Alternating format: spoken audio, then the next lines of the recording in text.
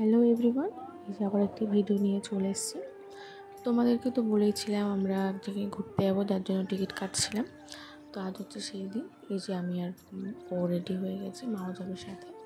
এই যে বাবা আর কাকু আমাদেরকে এখন বাস স্ট্যান্ডে ছাড়তে যাবে। আমরা বাসে করে যাবো, আমাদের বাস টাইম 6:30। তো সেই বুঝে ঘুম থেকে উঠে ফ্রেশ হয়ে রেডি হয়ে বেরিয়ে গেছি। এই যে বাস স্ট্যান্ডেও চলে এসেছি। তো আমরা যাচ্ছি হচ্ছে মেদিনীপুর ঘাটালে। সেখানে আমার একটা ননদের বাড়ি আছে, আমি ফার্স্ট টাইম যাচ্ছি।